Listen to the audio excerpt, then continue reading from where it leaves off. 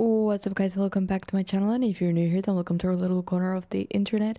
I just watched a video on the Vietnam War that was recorded by CBS News, and you could see like a little fraction of the war. It's posted at the same time as this, so if you do want to go watch that, or if you came from that video, then these are posted at the same time, and they're very I think they're similar, but now that I watched this again, I didn't watch it yet, but it just says combat footage, air assault, Vietnam. It doesn't say that this is like CBS News, which obviously when I know that something's has been aired on TV, I already know that I don't have to fear as much, because I'm very, very, very, very sensitive.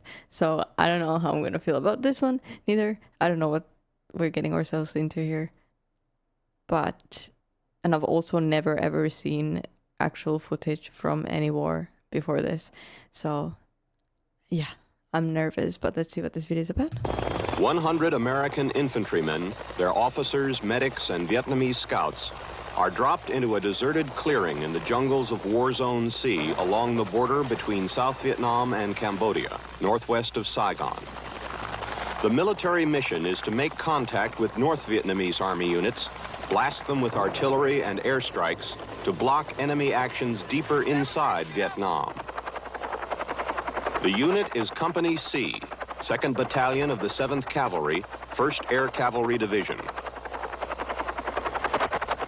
The young men in Charlie Company, like those in every other line infantry unit, see their lives in Vietnam as an unpleasant interruption of what they were doing at home in the States. They have a special expression for their homeland. That, they say, is back in the world. For most of them, for those who are not shot up or... Oh my goodness, look at how young. For most of them... Look at this guy. I mean, you can't really see his face, but he looks really, really... I mean, they all look really young. For those who are not shot up or blown away by bullets and mortars and rockets, Vietnam is 12 months of physical torture, endless hours of forced marching, sweating under the tropical Asian sun, grunting and groaning in the harness of a 90-pound pack, soaking in the rains of the monsoon, fighting off insects and crawling lizards, swallowing tasteless food crammed into cans, nursing the infected skin sores called jungle rot, collapsing every day with blistered feet and cramped muscles, and enduring the very private agony of memories of back in the world, and each man's separation from his friends and folks. This, for 1 year, is their world. For a whole year? This is such a shock to me to see like the actual footage of this, because I mean, I can hear about the war, I can listen to history and be like, okay, that war was 4 years, but when you see actual footage from a war, it's, to me, this is shocking. Like I said in the other video as well, probably for you guys, this is like most of you guys, or some of you guys, definitely been to the army. So you must kind of comprehend it better than I do, but since I haven't seen any actual footage, for me this is like shocking. You seen somebody walking? You saw somebody walking, you say? Yeah. Okay, just keep your eyes open. Did you know which way he was going? I'm on parallel trail. Say again? Parallel to trail. Parallel to the trail? Well, I'm at 50 moments. Okay, just play cool. The constant danger of contact and killing adds to the strain of surviving. The final physical task after each day's patrol is clearing a camp for the night. You're pretty much used to it after a while. It doesn't bother me too much anymore. How about you? I understand. Hard work? This isn't too hard right here. It's been a lot harder when we're in bamboo sometimes. Pushing against the bush is another hazard in the 100-degree heat, particularly for point men, those who lead the way for Charlie Company. PFC Steve Puget passed out from the heat and exhaustion after pushing too long one day. Just can't walk through that kind of stuff all day.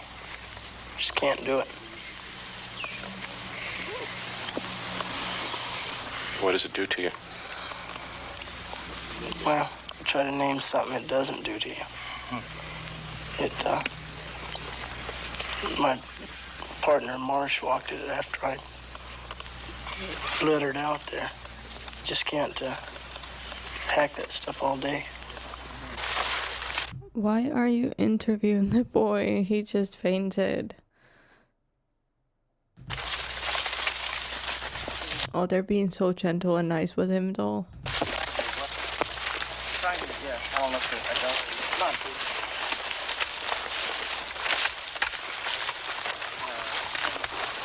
Puge, the point man, is sent back for medical treatment, the pain of his earlier convulsion and delirium still showing. At 18, Puge's condition will improve enough in a few days for him to return to the field. At 18?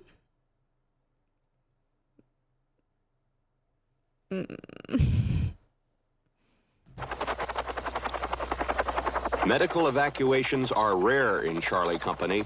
So few are their casualties.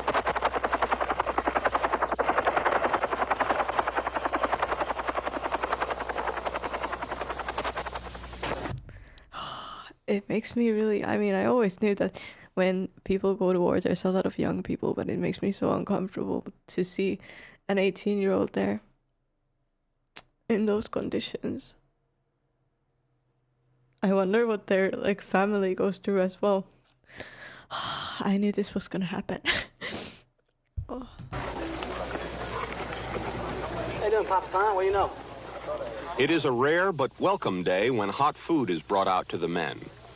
The company usually gets its basic resupply only twice a week on what is called log day. Log days are less exhausting than the regular routine of humping through the bush.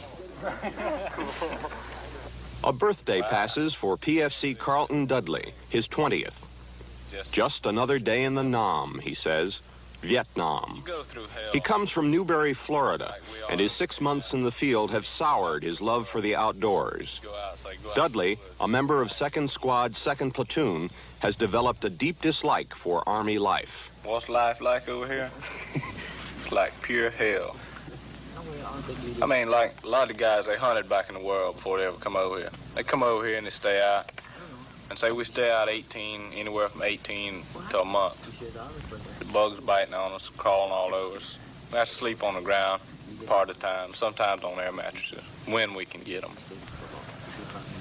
And, you know, you're humping all day long. And a lot of guys, they just change opinion about, you know, being out in the woods. A lot of guys say that you go back to the world, they won't ever go back into the woods for anything, hunting or any other reason.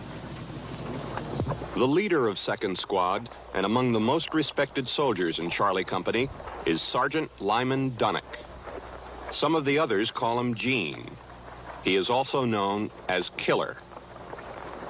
Dunnick was drafted in Alexandria, Virginia, later than most men. He is 26 years old now, rising rapidly in rank to non-commissioned officer. Dunnick's determined... Why are they all so young? Even the leader, I guess he would be kind of like the leader, or I don't recall what he said just now, is 2 years older than me. Nation to fight the war while trying to keep himself and the men in his squad alive is based on his belief that stopping the communists in Vietnam will protect his baby daughter and younger brother back in the world. You take your job very seriously. Is that how you got the nickname? Well, you have to take it serious when you got your life and somebody else to worry about, you know. If you got an attitude where you just don't care, you might not go back, you know. So you have to do your job. I got 5 people I got to worry about beside myself. So I make sure all them get back. Get myself back, I'll be satisfied. How'd you get the nickname? The Killer? Killed a couple of gooks in a bomb crater one time. Claymores. Blew a couple of claymores open. put a few 60 rounds into them. They was taking a bath. Like, war is so weird because you get taken out of your regular life to like something that's so completely different. You have completely different rules. Like, it's so weird how the human mind kind of, well, it doesn't always adapt, since you know you have PTSD and things like that, but you can tell how, you know, it's just, I don't know how to explain it, guys, but it's so weird to see how the human mind adapts to different situations. I still feel bad for all of them, but I don't know what to say. So, you know, just proves not to take no baths while you're in the field. Hers. Fruit. Taylor. The closest link between Charlie Company and people back in the world is mail. Letters are the most important source of information about what's happening at home.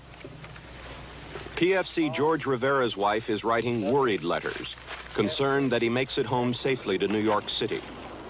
Rivera is the oldest man in 2nd Squad, 29, and has the least time left to serve in Vietnam. He was seriously wounded once, and now that he's getting short, Rivera is nervous about surviving the final weeks. Yeah. When you get short like that, you kind of start to worry about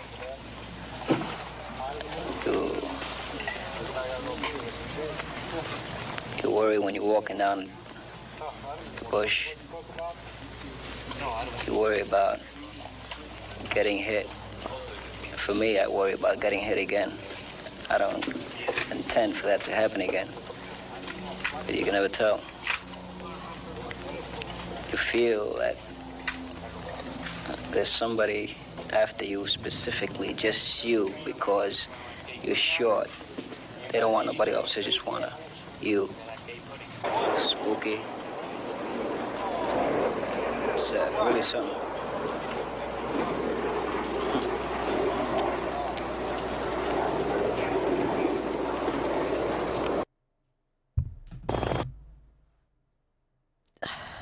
My hands are sweaty.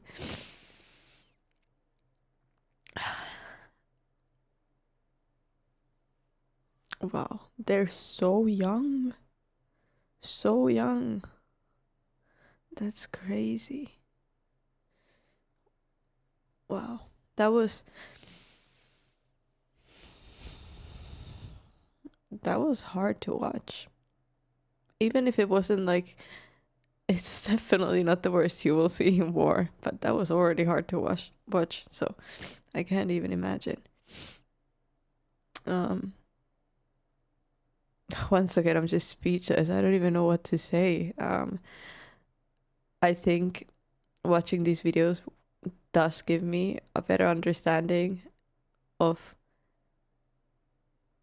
what is going on, kind of, because I've never seen any footage, like I said, from any war, so it does kind of open your mind, or your eyes, or gives you a new perspective, is what I was trying to say. But it's very hard to watch it, especially for me, because I'm such an empath. Like, it's it hurts.